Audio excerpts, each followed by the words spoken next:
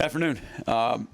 Signing day 2024. So fired up about the young man we added to our program today and our future of Pirate Nation and future Pirates.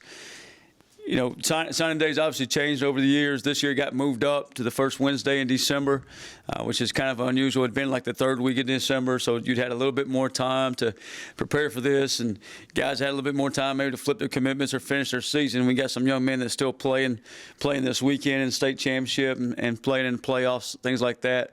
But it's just different, and you know, from the recruiting calendar standpoint of what that's been. But certainly fired up about these young men and certainly what's going to how our roster is going to develop over the next month in preparation for 2025.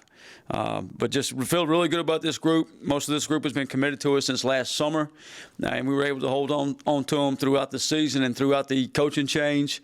And young men that all our staff was very familiar with, got to know very well, had relationships with, and we knew all along, you know, when we're going through the process here with the coaching change, that these guys, if we had a chance to stay here and stay as Pirates and stay in Greenville, that these young men would stay here as Pirates too. So it was some uneasy time for them, but you know, for the most part, once everything got announced last week, they were all in and excited to be here and definitely fired up to have them. So I'll just start with the offensive side of the ball and kind of go through each young man, just kind of give you a little background on them. The first one is Chaston from Lake Travis High School.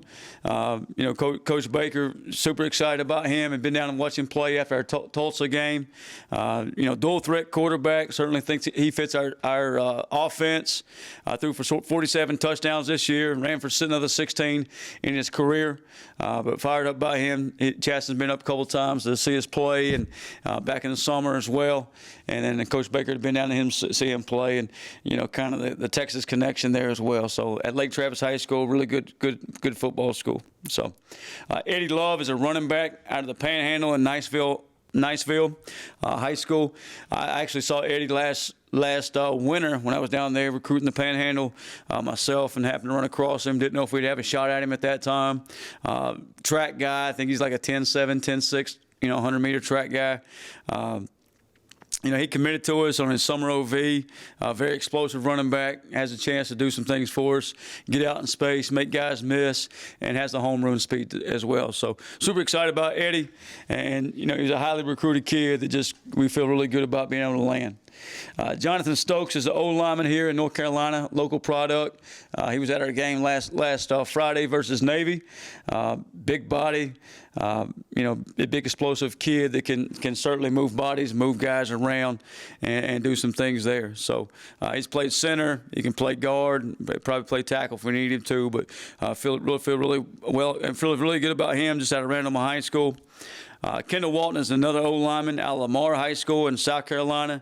We kind of got on him late, didn't have him in the summer. He was a season visit, means he came up to a game and did an official visit then. So, you know, big body, just trying to add some size there to the O-line and some younger guys to kind of fit in with our O-line room.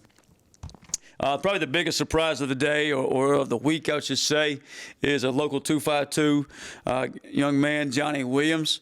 Johnny, you know, during some of the process there, had committed to JMU. Just wanted to make sure that he kind of built some relationships with another coaching staff just in case, you know, Coach Roberts, Coach Baker, and myself weren't here. So he had made that move, and then when everything got announced last week, Coach Roberts kind of stuck in there with him, and I was able to flip him back. So that was a huge one. And Johnny, I told him on the phone the other night on FaceTime, I said, I remember you out here as a sophomore at our 7-on-7 camps and doing some things out there, just the plays you're making. I'm still trying to recruit him to play corner, but I don't know if Coach Baker and Coach Roberts are going to let that happen. And he's certainly a playmaker at receiver. I think plays quarterback for those guys down there and does a little bit of everything. Super explosive player, dynamic with the ball in his hands, and you guys know all about him just being a local kid. Connor Hodge, the second of the Hodge brothers that we can officially talk about now, is a nominee for Mr. Football in the state of Kentucky. You know, he'll be in here in January with his brother, so excited to have those two guys, you know, him and his brother here as well. But Connor's, you know, played a little bit of everything up there. as an athlete, quarterback, receiver, but he'll play receiver for us. And they're playing in the state championship this weekend and should win the game.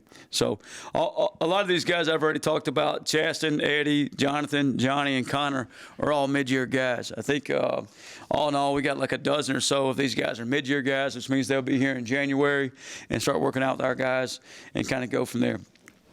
Caleb Morrow is up the road at Apex High School, a tight end. Big body tight end. I think me and his parents were at Western Carolina in school at the same time, so kind of a connection there.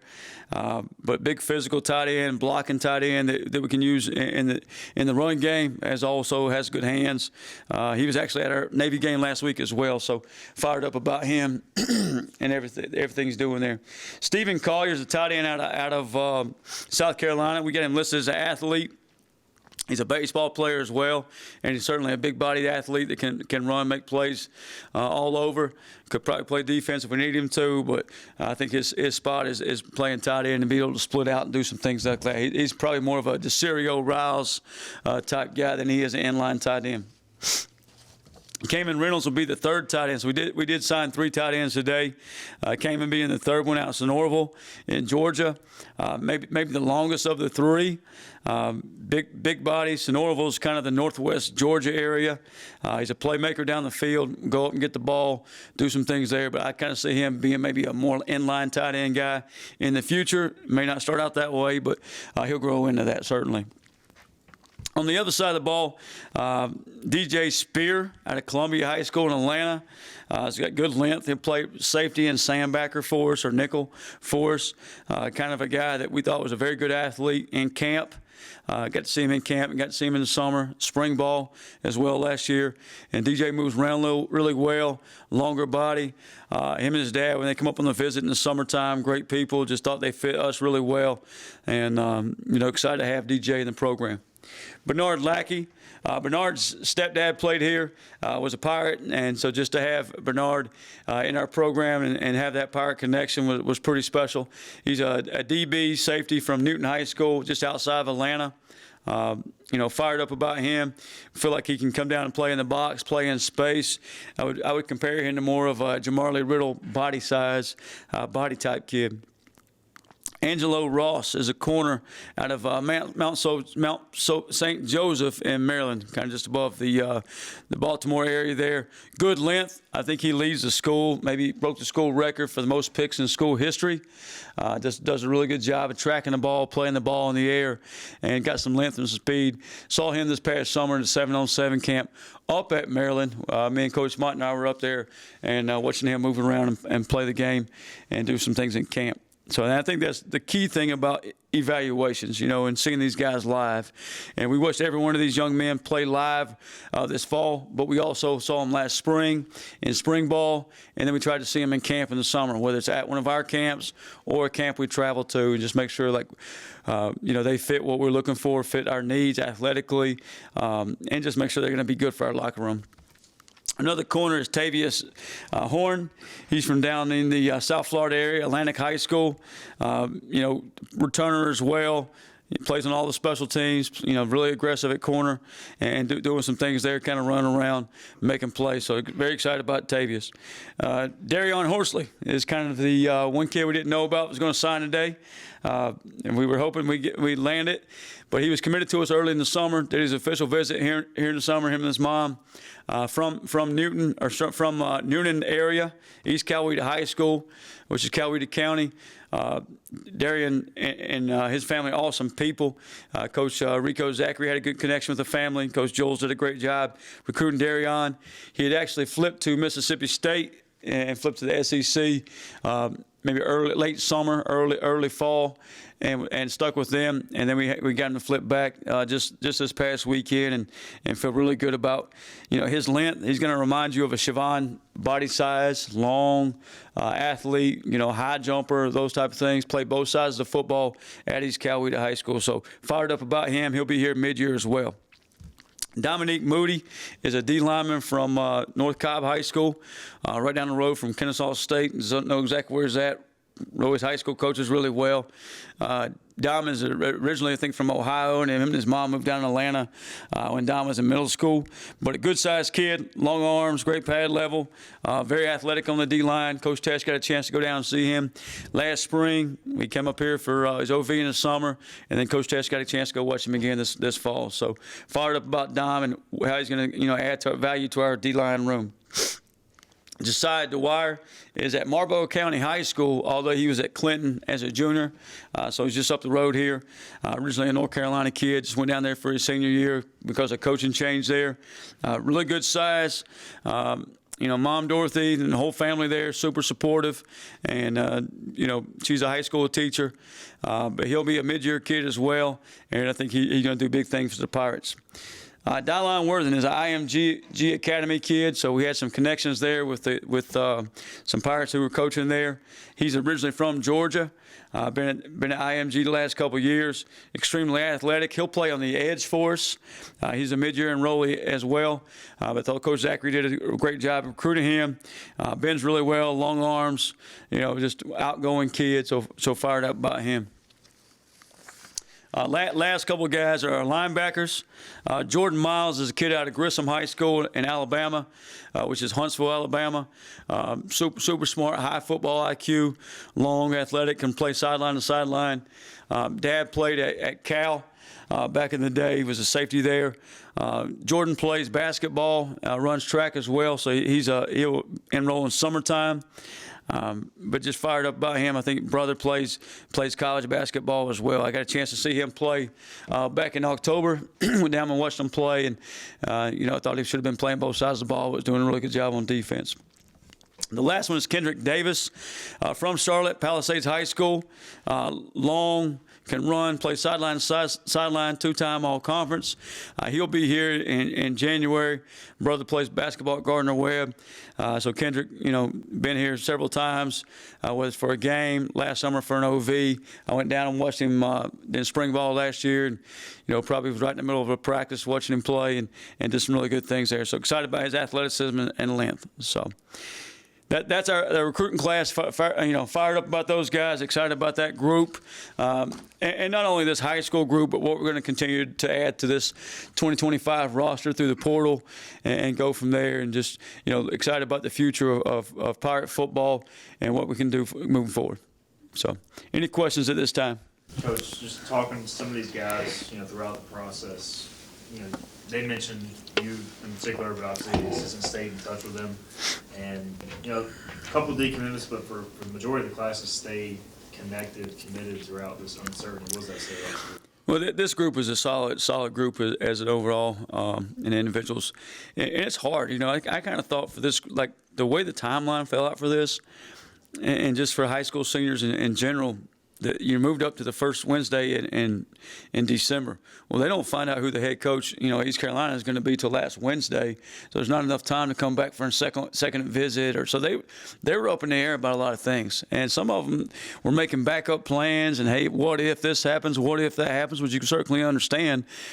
They weren't ready to go and play for somebody they didn't know and didn't have a relationship. So they were kind of, hey, to make sure I have a relationship here with this coach, relationship there with this coach. But at the end of the day, they decided they wanted to be Pirates and play in Dowdy Ficklin, and I think it says a lot about them as young men. So fired up about that, and glad they stuck with us, and glad they're going to be Pirates. What's a common characteristic within this group that really attracted you to these players for them to be Pirates? I think overall, one is their commitment level that they had to East Carolina, and how they stuck with it and stuck with us, and willing to kind of push through and see it all the way through. So that was the first. And from a physical standpoint, I think it's the athleticism and just the speed that you're adding, the size you're adding, the length you're adding to the class. Coach, for Johnny Williams out of Havelock, you called that maybe the biggest surprise of the day that you find out here. What was specifically the thing that you were able to do to be able to flip him back from JMU to here? Just the fact, Coach Roberts, the relationship he had, and with that mom and with the brother and with Johnny, and Coach Baker as well, he played a huge part. Obviously JMU had built that relationship and snuck in there, and during the coaching change, and they had an in to go flip him the first time, and we were able to have the end of that relationship when things were solidified here to flip him back. So that was fired up, and just he knew all about Dowdy Ficklin. He knows how special this place is and what East Carolina means. And growing up as a kid here in East North Carolina and having an opportunity to play in Dowdy was pretty special to him. So that part made it easy too. Coach, getting basically half, if not more, I guess more than half the class in early. I mean, how much does it help to really see if they can help you all right? People ask me all the time, what's the biggest difference between a kid coming in January and a kid coming in summer? Because, if a kid's coming in summer, he's getting here mid-June. And then, he has about a couple weeks of weight program. I guess July 4th, a couple more weeks, and then he's in fall camp. And he's drinking through a fire hose, to be honest. When you come in January, you get a whole month of training, 2 months of training in the weight room. And then you're going through our installs, maybe an install through walkthroughs, install through spring practice. So you're getting so far ahead, in the weight room, so far ahead with your installs, and then the classroom as well. I mean, you're getting a whole semester of education and college classes that you're not having to worry about, hey, it's game time, getting ready for a game plan. You're just worried about class, you're worried about the weight room, you're worried about the spring ball, and not, hey, I got to get ready for NC State or BYU or Memphis or Tulane or whoever it may be at that time. So fired up, those guys are coming in early. I think that's huge. Did some relationships with some of these recruits grow stronger when you were named the interim head coach, or maybe last week when you were officially named the head coach? I saw a lot more smiles. I know that, just through the Zoom calls and just talking to these young men, and just they were relieved. And I think that's you'll continue to grow relationships, and we continue to grow relationships with guys on our roster currently, because I think that never stops. And getting these guys here and continue to mentor them and be here for them, and I think it was a comfort level for the parents as well, just knowing like, hey, Coach Harrell, Coach Baker, Coach Roberts, Coach Tash, whoever it may be, still going to be there and be in place and be able to take care of their sons. How will your role change as a recruiter going forward? I guess are you the closer now as the head coach? I told somebody the other day, especially when you step away from the defense, I said, I'm going to get bored, but the one thing I got to be like, it's got to be my baby now is recruiting. And whether it's the portal, whether it's high school recruits, whether it's parents, I said between that and just going out and being, talking to donors and that part of it too, those got to be where it's totally different than being the defense coordinator. When you're the defense coordinator, you're worried about scheming people up, X and O, and getting guys in the right spot and all those types of things. And I'll still be worried about that stuff and still kind of probably, stick my head in there too much. But this has got to be my baby, and this has got to be where, we make our money, so to speak, because it's the minute you get lazy in recruiting is the minute you're going to see your roster decline and fall apart or not have the great talent. And we got to make sure we give ourselves a chance to win. And a lot of times that's, until I told somebody I've been busier this week than I was, 2 weeks ago getting ready for North Texas. And it's really because of these young men that signed today, anybody that, has announced they're going in the portal and our current roster and kind of managing all that roster management, I call it.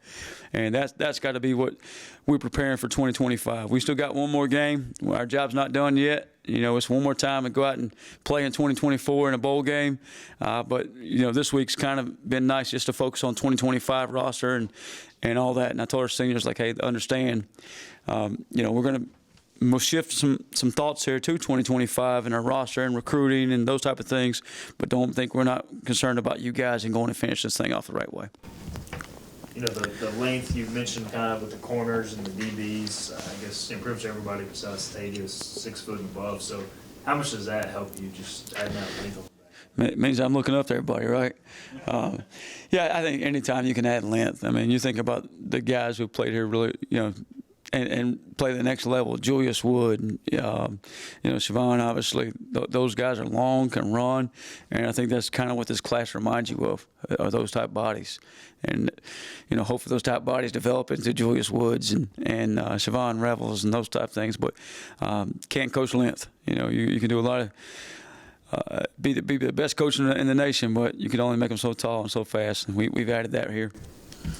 Do you like, this signing day moved up? And I don't know, this just seems kind of pros and cons. I agree. I don't know yet. The thing about college football right now, like, we don't sit on anything and, hey, let's ride this out for a couple of years and see how it's going to be. The portal window continuously opening, closing, changing. High school recruiting is now it's a different signing date. Now, you had 2 signing dates. Are we going to go back to 1 signing date? Are we going to go back to a summer? It's like we never sit on anything and just let it play out for a couple of years and really figure out the pros and cons. We're ready to make a change based off going through it one time. So who knows? I'm sure by next year it'll change again, and we'll be back to the summer. We'll go to a summer signing day, and I don't know if that's good or not. So, you know, I think somebody said it a couple of years ago. Let's let it play out for a couple of years, and only like make changes every 4 years, 3 years, 5 years, something. Have a set. So, I'm not sure that'll happen. Not sure anybody's going to listen to me, obviously. First time head coach and new head coach, but you know, I certainly think at the AFCA, I might raise my hand and just ask why a few times. But I do think, like, this is an awesome recruiting class, but let's think about a program out there that doesn't have a head coach right now. Who are those guys signing to today? You know, obviously, you know, they want to sign a scholarship. You know, but are they signing to a coach they don't even know, or you know, FAU, they're signing to a coach that just got there that they've never met? So I feel bad for the high school prospects and high school recruits just overall, and I think they're kind of getting left out a little bit. And I said that early on. I said that back early November with our class. I said these guys, you know, in some ways are getting left out, and I'm glad it worked out for these young men the way it did. And super excited for them, and glad they're Pirates. Do you see any other high school signees in the coming days, or until the time? So they have 48 hours to sign. Once Wednesday morning at 7 a.m. starts, they do have 48 hours to sign. You know, so certainly an open window. You know, if somebody was to come across our desk and we just couldn't turn away from, I think we definitely have to hop on that. So you never say never. But you have this opportunity, then you obviously have another opportunity in February. Any other questions? Thank you, Coach. Appreciate you guys. Go Pirates.